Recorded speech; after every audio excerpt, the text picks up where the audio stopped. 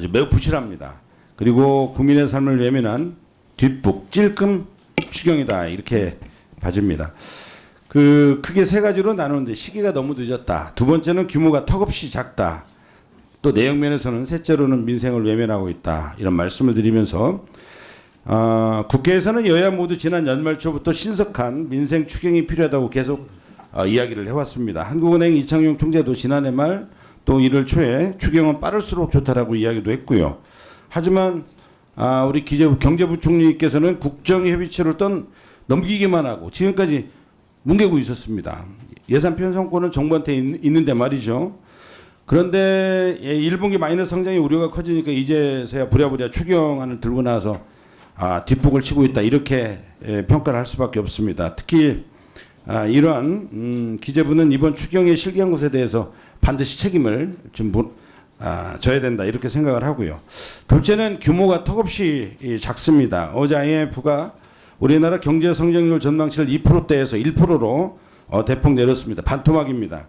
JP모건이나 블룸버그 이코노믹스 같은 기관들이 0.7%까지 내리고 있는 상황인데 지금 우리 경제 상황은 아주 매우 심각합니다. 1월에 이미 한국은행 총재도 한 20조 원 내외의 규모로 하는 것이 바람직하다라고 했고 그 뒤 2월에 경제와 민생 상황이 더 심각해져서 우리 민주당에서는 한 35조 정도 추경을 제시했고 국민의힘도 증액을 필요하다라고 이야기를 했어요.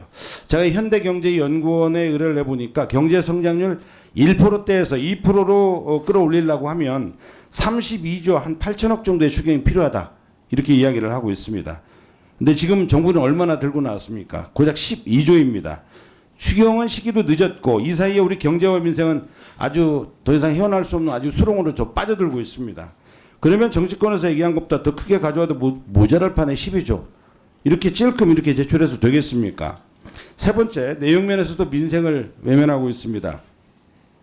이번 추경에 들어가 있는 상생 페이백은 소비를 진작시켜서 내수를 활성화하기 위한 것인데 결국 1조 3,700억 원은 고스란히 오늘의 상품권 발행 예산으로 사용되는 구조입니다.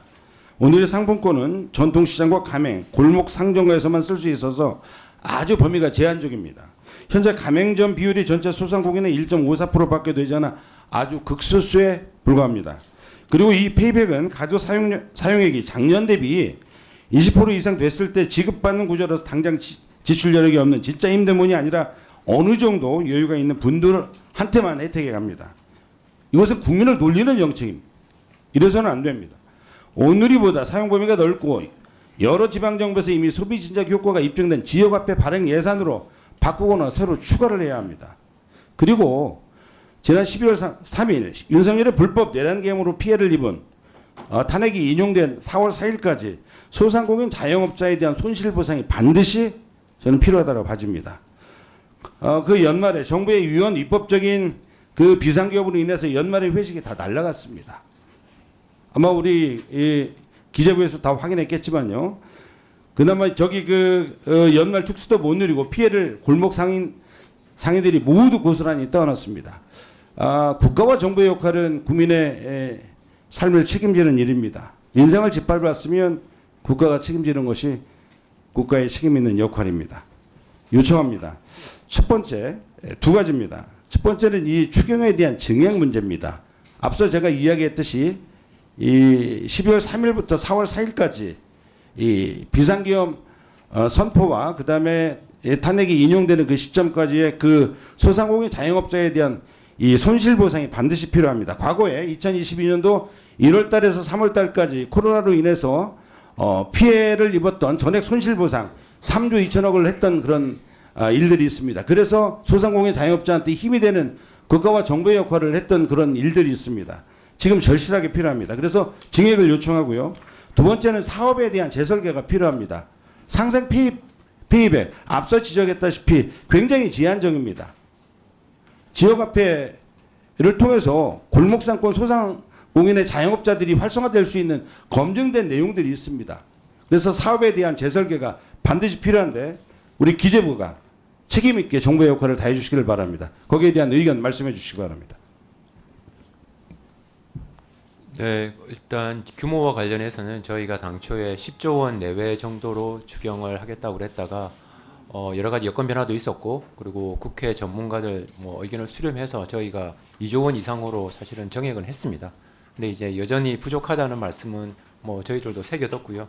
그거는 국회 심사 과정에서 말씀드린 대로 저희들도 잘 참여를 해서 논의를 하도록 하겠습니다.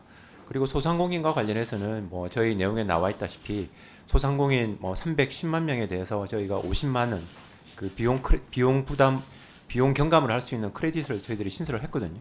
그래서 이 부분을 통해서 소상공인에 대해서는 뭐 100%는 아니지만 어느 정도 저희가 지원을 한다고 생각을 하고 있고요.